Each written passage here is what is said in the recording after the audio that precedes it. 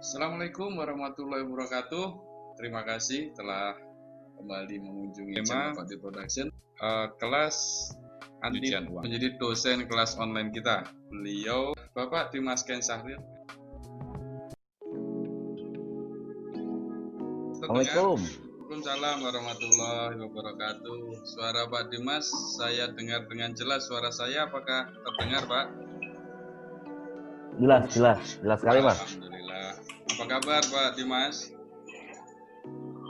Baik, sehat. Sehat, alhamdulillah. Pak Dimas, tadi sebelum Pak Dimas masuk, saya sudah memperkenalkan nih Pak Dimas ke teman-teman menggunakan CV Bapak. Saya lihat ini kelasnya udah internasional, ini dari tahun 2009 udah terbiasa keluar negeri kayaknya ya Pak Dimas ya. Ini tapi nggak apa-apa nih, walaupun kelasnya udah internasional, saya minta tolong untuk menerangkan kepada saya dan teman-teman terkait tindak pidana pencucian uang ini dari dasar sekali nih, nggak masalah ya Pak Dimas ya? Nggak apa-apa Pak D. Alhamdulillah. Kita sharing informasi ya, sekaligus diskusi biar buat jadi pencerahan buat teman-teman semua. Alhamdulillah, moga-moga menjadi amal jariah ini Pak Dimas. Pak Dimas, saya kan sudah nerima ini nih bahan nih dari Pak Dimas nih. Malam ini kita pengen ngobrol-ngobrol konsep umum TPPU, tindak pidana pencucian uang ya Pak Dimas ya. Betul Pak D, tindak pidana pencucian uang, atau kalau istilah kerennya orang boleh bilang money laundering. Wih, money laundering ya, money laundering. Ini di slide-nya kok langsung Anda pun menanggung akibatnya, ini filosofinya apa nih Pak Dimas? Saya kan tidak ikut TPPU, kenapa saya menanggung ini? Menarik ya Pak D ya, ini cuplikan dari internet nih ya, tapi ini ada perspektif yang menarik. Jadi kalau kita bicaranya pencucian uang ya, maka dampaknya itu bukan hanya kepada korban ya, tapi juga bisa kepada masyarakat secara umum, bahkan lebih luas ke spektrumnya negara. Contoh misalnya ketika kesenjangan sosial terjadi antara pelaku money laundering yang menumpuk harta kekayaan dengan masyarakat yang menjadi korban karena akses layanan kesehatan tidak bisa, pendidikan terbatas, serta kesejahteraan ekonomi yang semakin terpuruk. Dari sisi negara, terkait dengan money laundering itu bisa menyebabkan kredibilitas kita di seluruh dunia internasional menjadi buruk, dan juga mengakibatkan biaya ekonomi akan menjadi lebih tinggi. Oh, seakan-akan negara tidak berperan untuk mencegah tindak pidana pencucian uang itu ya? Betul Pak D. Betul. Wih, ngeri juga ini. Dan kalau saya orang awam melihatnya kan masih banyak teman-teman dan saya sendiri yang belum tahu tuh apa tindak pidana pencucian uang tuh. Moga-moga ini tercerahkan. Ini malam ini kita konsep dasar dulu mungkin ya Pak Dimas ya. Betul Pak D. Betul, teman-teman nanti yang sudah melihat video ini dan pengen bab yang lainnya bisa nulis di komen atau bisa menghubungi saya atau Pak Dimas. Nah, ini definisinya Pak. Pencucian uang adalah segala perbuatan yang memenuhi unsur-unsur tindak pidana. Unsur-unsur tindak pidana tuh pasal 1 ayat 1 apa ya Pak ya? Ya, jadi sebenarnya ini cuplikan pasal pertama dari Undang-Undang Nomor 8 Tahun 2010 ya, tentang pencegahan dan pemberantasan tindak pidana pencucian uang. Kalau Pak D geser lagi slide-nya ya, itu ada lagi tambahan kata-kata. Nah, ya, jadi kalau dari undang-undang kita mendefinisikannya hanya money laundering adalah segala perbuatan yang memenuhi unsur-unsur tindak pidana sesuai dengan ketentuan. Kenapa? Karena ini kalau kita melihat dari dua undang-undang sebelumnya yang sudah direvisi, yaitu Undang-Undang Nomor 15 Tahun 2002, kemudian juga Undang-Undang Nomor 25 Tahun 2003. Ternyata kalau kita definisikan secara letterless, akhirnya malah banyak kelemahan ya di persidangan, sehingga memudahkan bagi teman-teman penuntut umum untuk diserang. oleh para pembela terdakwa. Ya. Jadi kemudian kita definisikan secara singkat gitu. Nah, Ya. sementara kalau dari umumnya ya seperti terlihat di slide ini, money laundering adalah perbuatan untuk menyembunyikan dan menyamarkan asal usul uang. Uang yang bagaimana? Tentunya uang yang berasal dari aktivitas ilegal, Pak De. Entah tindak pidana, kejahatan ya. Gitu. I see. Jadi definisinya yang ada di bawah ya adalah niatan ya, niatan perbuatan menyamarkan dan menyembunyikan asal usul uang atau harta kekayaan dari hasil tindak pidana sehingga harta kekayaan seolah-olah berasal dari aktivitas yang sah. Nah, itu adalah definisinya. Nanti unsur-unsur tindak pidana itu apa yang dimaksud? Nah, itu nanti berangkatnya ke pasal 3, pasal 4 dan pasal 5. Pasal 3, pasal 4, pasal 5. Ini tahapan ini apa Pak Dimas? Nah, tadi sudah sebutkan bahwa money laundering adalah perbuatan menyembunyikan dan menyamarkan atas uang yang berasal dari aktivitas ilegal gitu ya. Sehingga seolah-olah akan kelihatan seperti uang yang bersih. Betul. Uang yang legal gitu ya. Nah, ini ada proses Pak De di situ. Prosesnya ada 3 secara umum. Placement, layering, dan integration. Boleh dengan bahasa umum Pak, biar saya dan teman-teman bisa tahu nih placement, layering, dan integration itu. Nah, ini kalau sudah masuk ke definisi, kita lihat slide selanjutnya nih Pak De. Oke. Wah, ini. Oh, apa tindak pidana asal? Oh, ini yang tadi sumber kejahatan tadi ya, harta dari sumber kejahatan ini ya. Jadi sebelum kita masuk ke definisi tahapan placement, layering, dan integration, tentunya yang kita bahas di sini kan adalah uang ilegal kan. Saya terlalu buru-buru Pak Dimas, saking semangatnya tadi. Ya. Oke, dilanjut Pak Dimas. Iya, artinya apa? Artinya sebelum adanya pencucian uang, ada tindak pidana pokok yang lebih dahulu terjadi. Yang kita sebut sebagai tindak pidana asal. Ya. Nah, ini orang bule bilang predikat offense atau predikat crime. Itu adalah tindak pidana yang menghasilkan harta kekayaan yang menjadi sumber untuk menghasilkan uang ilegal ya. Nah, ini kalau di Undang-Undang Nomor 8 Tahun 2010 itu di pasal 2 ayat 1 ada 26 jenis tindak pidana asal. Ada 26. Banyak sekali, teman-teman bisa membaca semuanya. Ada 26 tindak pidana asalnya. Yang terakhir adalah tindak pidana selain yang ada di sini yang diancam dengan tindak pidana penjara 4 tahun atau lebih ya Pak Dimas ya. Betul Pak De. Nah, jadi setiap setiap kejahatan pidana asal di sini itu ada yang diatur di ketentuan umum hukum pidana ya, KUHP. Ada juga yang diatur dalam undang-undang yang khusus, seperti misalnya undang-undang ketentuan umum perpajakan untuk tindak pidana perpajakan, atau undang-undang tipikor untuk tindak pidana korupsi sebagai tindak pidana asal. Nah, kenapa ada yang angka ke-26? Nah, ini yang menarik. Karena tindak pidana apapun yang bisa diancam atau dijerat dengan hukuman pidana 4 tahun penjara, minimal 4 tahun penjara, itu bisa dilapis dengan pencucian uang. Jadi apapun yang nggak disebut di 25 angka di atas, pidana asalnya bisa dilapis juga money laundering. Seperti contohnya misalnya undang-undang kesehatan. Nah, ini untuk aktivitas membuat obat ilegal, nah itu kan dia ada ancaman pidananya dan lebih dari 4 tahun. Nah, itu bisa dilapis dengan pencucian uang, walaupun tidak disebut. Walaupun tidak disebut di 25 ini ya. Oke. Teman-teman nanti bisa melihat ini, mempause, membaca lagi, atau bisa di Undang-Undang Nomor 8 Tahun 2010 Pasal 2 Ayat 1. Oke. Kita lanjut ya Pak Dimas ya. Wah, ini menarik ini. Saya tadi buru-buru, saking semangatnya buru-buru. Tahapan pencucian uang ada placement, layering, integration. Placement menempatkan uang tunai yang berasal dari tindak pidana ke dalam sistem keuangan atau upaya menempatkan uang giral kembali ke sistem keuangan, terutama sistem perbankan. Ini merupakan tahap pertama yang memisahkan harta haram dari sumber ilegalnya. Ini secara teori saya membaca seperti itu. Kalau secara umum Pak Dimas bisa dijelaskan ya? Oke, baik.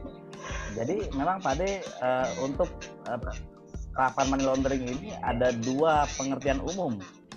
Kalau di Indonesia kita mengenalnya tahap pertama itu adalah placement pada sektor keuangan. Placement pada ini artinya betul. Tapi kalau di luar negeri itu dikenal istilah placement non sistem keuangan. Nah, ini lebih luas spektrumnya gitu ya. Nah, ini yang saya tampilkan di slide pengertian umum yang ada di Indonesia. Yang ada di Indonesia yang keuangan berarti ya? Betul, yang keuangan. Jadi dia proses pertama kali uang ilegal ini masuk ke dalam sistem keuangan, apakah itu melalui penempatan pembukaan rekening tabungan, rekening deposito gitu ya. Contoh misalnya, ada orang nih habis jual narkoba misalnya ya, kemudian dia jualnya cash ngumpulin 1 miliar gitu. Kemudian dia datang ke bank, dia pakai KTP palsu. Nah, kemudian KTP palsunya digunakan untuk buka rekening, masuk uang narkoba itu ke dalam bentuk rekening deposito atau rekening tabungan. Nah, itu mulai pertama kali perbuatan pencucian uang. Jadi ada upaya mengaburkan dan menyamarkan di situ. Oke, itu pada tahap placement. Terus tahap berikutnya layering. Sekali lagi teman-teman, mungkin bila diskusi ini teman-teman masih belum bisa menangkap dengan jelas, bisa bertanya di komen kami, nanti akan dijelaskan apa yang menurut teman-teman ingin penjelasan lebih lanjut. Kemudian layering, upaya untuk mentransfer harta kekayaan yang berasal dari tindak pidana yang telah berhasil ditempatkan pada PJK ini. Sebentar saya ingat-ingat, penyedia jasa keuangan ya Pak Dimas ya? Betul, penyedia keuangan Pak Dim. Oh, terutama bank sebagai hasil placement ke PJK yang lain untuk membuat lebih sulit menelusuri sumber ilegal harta kekayaan, yaitu dengan membuat pelapis ganda dalam membentuk transaksi-transaksi yang semakin memisahkan dana tersebut dari sumber ilegalnya. Oh, ini proses setelah placement ya? Kalau bayangan Betul. saya ya Pak Dimas ya. Kalau ininya gimana Pak Dimas? Jadi memang layering itu tahap kedua dari tindak pidana pencucian uang. Setelah dia ada penempatan dana ke dalam bentuk rekening deposito misalnya ya contohnya. Kemudian layeringnya terjadi pada saat kapan? Pada saat deposito itu dicairkan, kemudian masuk ke rekening sendiri ya, ke rekening tabungan, itu belum placement. Tapi kemudian dia ubah bentuknya dari saldo di rekening kepada pembelian polis asuransi, ataukah misalnya dia belikan saham ya, jadi transfer ke rekening dana investor, kemudian digunakan untuk membeli saham, kemudian digunakan untuk membeli reksadana. Ya, nah itu masuk proses layering. Jadi ada proses pengubahan bentuk ya atau instrumen keuangan, baik atas nama sendiri maupun atas nama orang lain. Ini udah tahapan berikutnya ya, niatnya tadi memasukkan, terus ini ada niat lagi untuk merubah lagi ke yang lebih tinggi tingkatannya. Terus kemudian, jadi kalau kita bicara layering, layer itu kan lapis Pak Di. Betul, lapis. Jadi kayak kue lapis itu kalau semakin banyak lapisnya semakin enak. Nah ini kalau money laundering semakin banyak lapisnya, dia semakin sulit untuk ditelusuri, semakin sulit untuk dilacak. Iya, kalau zaman dulu lapis itu cuma coklat tua sama coklat muda kuning. Kalau sekarang ada rainbow cake. Oke, sekarang ke integration ya. Integration menggunakan harta kekayaan yang berasal dari tindak pidana yang telah berhasil masuk ke dalam sistem keuangan melalui penempatan atau transfer sehingga seolah-olah menjadi harta kekayaan yang bersih untuk kegiatan yang legal atau membiayai kegiatan kejahatan lainnya. Oh, ini kalau saya ngebayangin setelah ditempatkan, setelah placement masuk ke bank, terus dia gunakan untuk lain, ini dia terima kembali gitu ya Pak Dimas ya? Betul Pak De. Jadi setelah layering itu terjadi berlapis-lapis ya, kadang-kadang sampai 12 lapis ya, itu yang pernah saya temui ya.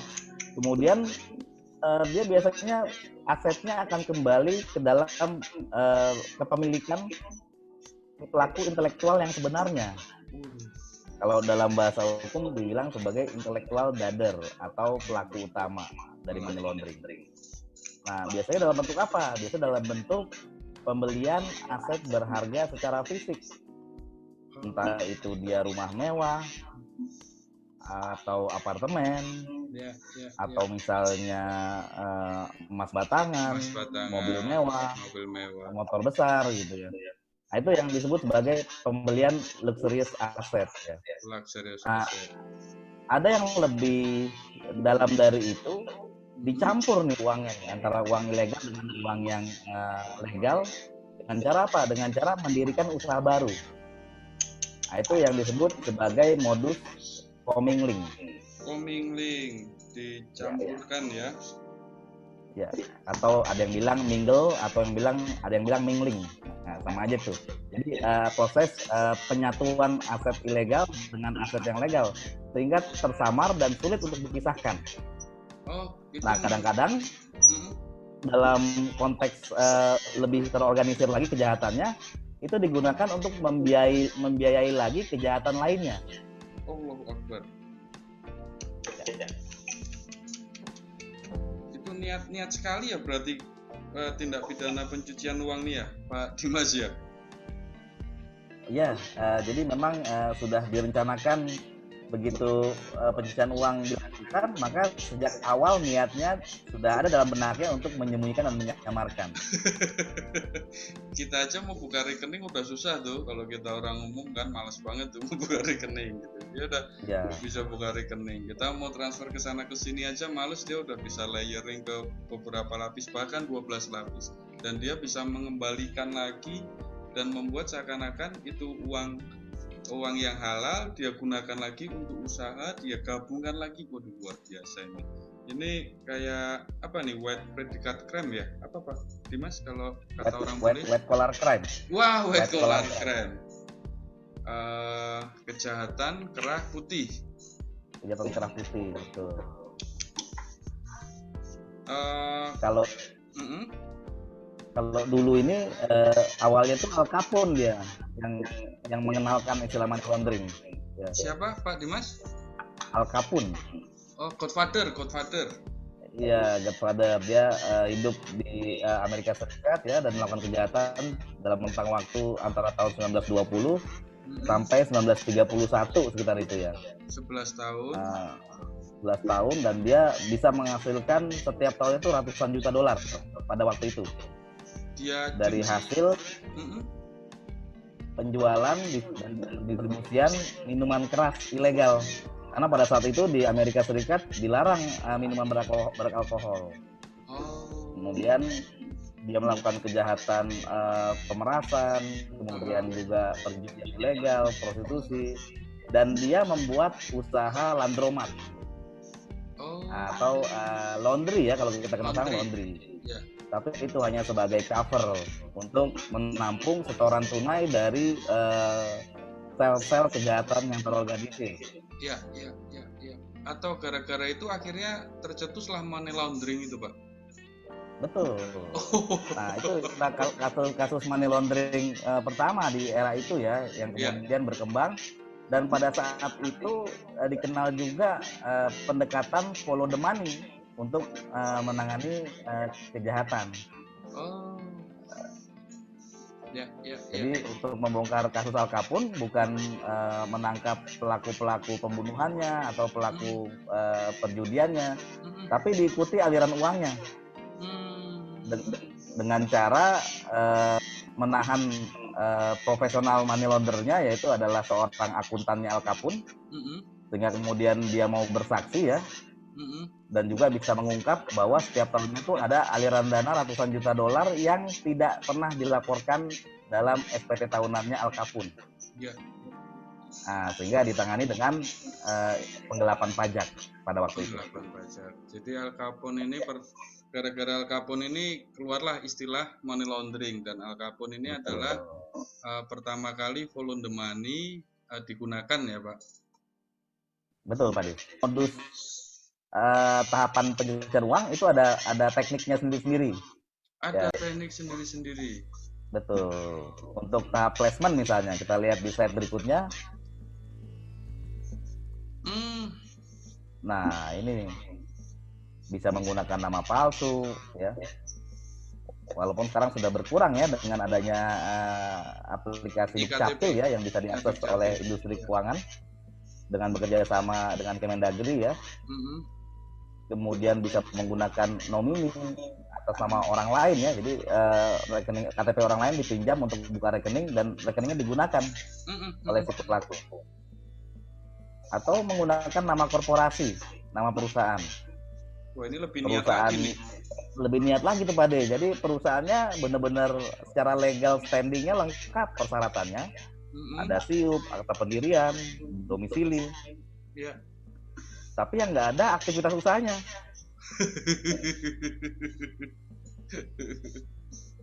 Jadi buka rekening buka perusahaan hanya untuk buka rekening giro, kemudian uang yang masuk seakan-akan itu adalah hasil kegiatan usaha. Betul. Ya. Structuring and smoothing. Ya, ada juga structuring. Kalau structuring dia transaksinya dipecah-pecah, Pak De. Jadi frekuensinya diperbanyak. Kalau misalnya punya uang 500 juta, si pelaku ini nggak langsung setorkan 500 juta. Karena dia paham kalau setor uang ke 500 juta cash ke bank, banknya akan lapor transaksi keuangan tunai ke PPATK. Ditanya sama tellernya tuh untuk keperluan apa Pak kan gitu ya. Betul. Jadi dipecah-pecah dia dalam jumlah yang lebih kecil. Luar biasa. Kemudian menukar uang dengan nominal besar atau menukar ke mata uang asing. Ke money changer ya berarti ya. Bisa ke money changer atau ke bank devisa ya. Jadi ditukarkan dalam bentuk uang falas. Entah itu nanti dia beli falasnya lewat transfer dari pihak ketiga, kemudian dia tinggal ambil falas. Atau sebaliknya, dapat uang hasil kejahatan berupa falas, kemudian dijual ke money changer. Ya. Kenapa pakai falas? Karena nilai tukarnya atau denominasinya itu jauh lebih tinggi daripada rupiah. Jauh lebih tinggi dari rupiah. Jadi selembar aja bisa ada yang nilainya 10 juta gitu ya. Ya, kalau kita bawa uang segepok tuh masuk ke sana, kita nerimanya jadi kecil ya. Iya, betul. Dan mudah untuk kita simpan istilahnya ya. Iya. Terus yang terakhir ini menyelundupkan uang ke luar negeri. Tujuannya apa ya Pak Dimas ya? Nah, ini yang juga kita berusaha cegah melalui laporan pembawaan uang tunai lintas batas. Jadi kalau ada orang bawa uang tunai 100 juta, baik itu uang rupiah ataupun valuta asing, ataupun dokumen yang bisa dipertukarkan seperti warkat ya, di luar negeri, begitu dia lintas negara, apakah lewat bandara atau pelabuhan, maka ada kewajiban nih buat si passenger atau penumpang untuk declare, lapor ke petugas bea cukai. Nanti bea cukai lapor ke PPATK. Kenapa? Karena ada modus Pak De, begitu dia bawa uang tunai ke luar negeri, misalnya ke Singapura, kemudian dilakukan placementnya di Singapura. Disetorkan uangnya ke bank di Singapura. Bank di Singapura, ya. Pantas kalau pas mau jalan-jalan tuh, nggak setahun sekali juga sih ke luar negeri tuh pasti ada tuh. Apakah Anda membawa uang tunai, laporkan ke bea cukai gitu ya. Ini salah satu bentuk pencegahan dari bantuan Indonesia. Kemudian ini tahap-tahap dari placement tadi. Sekilas memang satu lagi ketinggalan tadi. Ya? Itu ada modus smurfing namanya. Setelah structuring ada smurfing. Oh iya, tadi structuring doang ya yang saya tanya tadi ya. Kalau smurfing itu yang D ini ya. Nah, kalau smurfing itu diambil dari kata-kata smooth ya. Smooth itu boneka biru yang ada di ya kalau masih kecil. Iya betul. Nah itu makanya smoothing itu adalah modus money laundering dengan menggunakan rekening boneka. rekening boneka. Menggunakan nama orang juga, Pak? Menggunakan nama orang juga, bisa juga dia aktivitas jual beli rekening. Nah ini kalau misalnya nyari di Google, coba kita ketik beli rekening, nah itu ada yang menyediakan tuh. Iya. Padahal itu ilegal deh. Saya dulu bingung kenapa orang mesti beli rekening, orang dia punya KTP. Kalau saya pikir kan, oh ternyata ini ya modusnya digunakan untuk ini ya. Smurfing itu berarti mempunyai banyak rekening kecil-kecil gitu, Pak ya. Dimas ya, diisi gitu. Ya, bisa juga dia sengaja meng-create ya, mirip dengan nomini perorangan. Kalau sekarang ini berkembang istilahnya dari luar negeri namanya money mules. Money? Jadi money mules.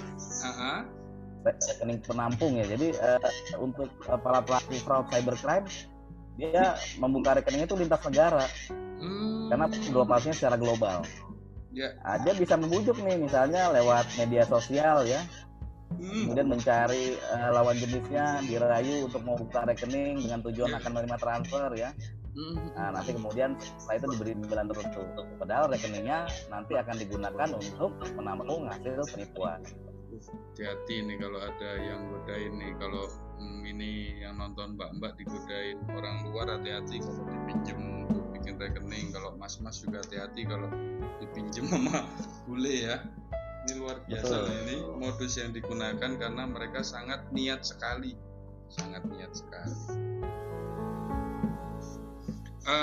Kita lanjut ya Pak Dimas ya. Ya, ke layering ya Pak Dimas. Layering ini menggunakan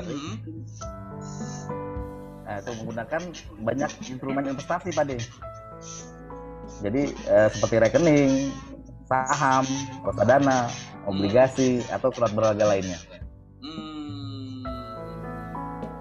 Ya, dari tadi placement digunakan untuk investment instrumen ya. Dari placement tadi. Oh, ini kayaknya wire transfer, loan back, double invoicing. Double invoicing apa ya Pak ya? Nah, kalau double invoicing ini biasanya pelaku menggunakan metode trade based money laundering. Jadi money laundering dengan modus perdagangan internasional. Jadi kalau kita tahu kan kalau ada ekspor impor itu Pak De ya, itu kan harus terbit LC ya untuk membayar uang keluar kalau dia impor barang. Iya, betul. Kalau misalnya dia ekspor barang, maka dari luar negeri akan masuk uang ke rekening falas di Indonesia. Iya. Nah, syarat untuk terjadinya transaksi tersebut adalah invoice. Ya, invoice barang. Kemudian kalau dokumen di kepabean itu namanya, kalau impor pemberitahuan impor barang (PIB). Nanti dilengkapi dengan bill of lading ya. Kalau ekspor berarti dia PEB ya, pemberitahuan impor barang ya. Nah, itu yang kemudian itu dipalsukan. Jadi impornya benar ada satu kali masuk misalnya untuk memasukkan barang peralatan rumah tangga misalnya. Tapi kemudian dokumennya difotokopi, dipalsukan sampai dengan puluhan kali, bahkan ratusan kali. Kemudian digunakan untuk sebagai underlying transaksi pembayaran impor melalui banyak bank devisa. Pembayaran impor itu berarti kita membeli ya? Kita transfer ke luar negeri. Berarti transfer ke luar negeri. Oh, I see. Atau sebaliknya, invoice-nya itu ekspor, kemudian uang itu masuk ke rekening di Indonesia. Ya, ekspornya sekali digunakan berkali-kali untuk menerima uang dari luar negeri ya. Betul. Nah, ini modusnya panjang nih Pak, banyak kelemahan sistemik. Sendiri. Karena ini kita masih dasar-dasar, mungkin kita yang umum-umum dulu Pak Dimas. Nanti kita gali lebih lanjut di video-video kita berikutnya. Kemudian shell company itu membuat perusahaan di luar negeri itu ya Pak Dimas ya? Betul, shell company itu dalam bahasa Indonesia artinya perusahaan cangkang. Perusahaan cangkang. Ya, biasanya dia memang dibuatnya di negara-negara yang memiliki fasilitas kelonggaran terkait dengan pajak dan juga ketentuan CDD atau Customer Due Diligence atau QYC yang sangat minim. Oh, ini yang kemarin rame itu ya, beberapa tahun yang lalu yang dikupas Ya, di betul. Tempo itu. Panama Papers, Pak De. Nah, langsung nyebut merek Panama Papers. Kalau itu kan sudah publik ya, sudah dokumen publik tuh. Udah publik ya, betul. Ini kemudian chip kasino. Nah, ini menarik nih, apa nih ke chip kasino nih, Pak? Nah, kalau chip kasino ini sempat ramai juga kemarin ya gitu. Jadi kalau ini modus umum internasional sebenarnya. Kalau di luar negeri ini kasino itu juga merupakan pihak pelapor. Karena di sana legal ya, boleh ya kita berjudi itu boleh ya di luar ya. Betul, karena di sana legal, tapi karena tunduk pada ketentuan anti pencucian uang, maka kasino di luar negeri itu harus lapor dia ke Financial Intelligence Unit-nya. Kalau di Indonesia namanya PPATK. Kalau di Singapura namanya STRO. Ya, jadi mereka lapor. Jadi kalau ada aktivitas misalnya gamers nih penjudi datang tukar koin misalnya katakanlah $10.000. Kemudian dia main cuma $100. 9.900-nya ditukarkan kembali. Dengan maksud supaya dapat slip penukaran dan itu akan menjadi legal uangnya. Seakan-akan dia menang judi. Iya. Betul. Kayaknya dia modalnya dia menghilangkan 100, yang penting 1.900-nya menjadi uang legal ya. Betul. Paham, ada perubahan betul. Pinter loh Pak Dimas, ini saya jadi ngerti loh ini. Kita lanjutkan lagi ke Kuko, Smashing, dan Hawala. Wah, ini kata-kata baru ini yang jarang saya bukan umum nih Pak Dimas nih. Iya. Nah ini kalau Kuko, Smashing, dan Hawala ini sebenarnya istilah asing ya. Kalau Kuko, Smashing itu banyak dipakai di Australia yang mencetuskan. Kalau Hawala banyak dipakai di Pakistan. Ya. Nah, yang dimaksud Smashing ini Hawala sama, itu adalah illegal money remittance. Atau jasa itu pengiriman uang. Nah, bagaimana cara bekerjanya? Nah, itu nanti panjang tuh. Jadi dia orang memanfaatkan itu untuk mengirim uang ke Indonesia dari misalnya katakanlah dari Jepang gitu ya. Kemudian nanti setelah itu ada bandar yang mengumpulkan di Jepang. Kemudian dia sudah punya agent di Indonesia. Nanti uangnya nggak ditransfer ke Indonesia Pak, yang dikumpulkan dari Jepang Pak De. Tapi diberikan ke sindikat kejahatan yang di Indonesia. Nanti dia membayarnya dengan menggunakan uang hasil kejahatan Indonesia. Uang kejahatan Indonesia. Oh, ya. Jadi uang ini nggak bingung dia mau taruh mana ya, dia gunakan untuk mengirimkan ke orang Indonesia ini ya. Saya ngumpulin uang, tinggal kontak Jepang sana, orang di Jepang yang ngasih tahu tolong ditransfer ke si fulan sekian gitu kan. Iya. Luar biasa. Ini untuk membuang uang ini. Kemudian langsung bisa dilanjut ya Pak Dimas ya ke integration ya. Integration kalau tadi sudah diterangkan kan mengembalikan lagi uang yang telah kita layering itu kita kembalikan seakan-akan kita mendapatkan hasil, bisa kita gunakan, bisa juga kita gunakan untuk modal lagi kan gitu Pak Dimas ya. Betul. Ini kalau misalnya kita lihat dari tahap integration Pak De, nah itu banyak dia dari contoh A sampai D itu adalah pembelian aset berharga. Yang biasanya dia modusnya register ownership only.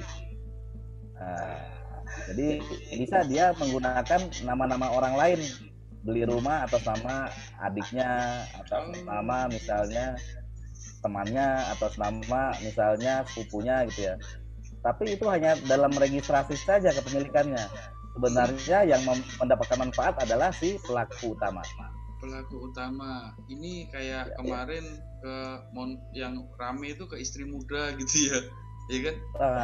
Betul tadi. Ya, saya jadi paham sekarang. Itu niatnya luar biasa itu niatnya itu. Ya. A B C D. Oh, A B C D. Dan D ya. Ya, A B C D. Makanya dalam skema rezim anti pencucian uang itu industri yang bergerak di bidang properti, dealer mobil, pedagang emas dan perhiasan, pedagang barang antik, tabalai lelang, kalau ada transaksi pembelian aset sejumlah 500 juta per transaksi, mereka punya kewajiban untuk lapor ke PPATK. Oh, ya. Namanya laporan transaksi. Laporan transaksi. Karena itu tadi ya, bisa digunakan sebagai sarana untuk integration ini ya. Betul.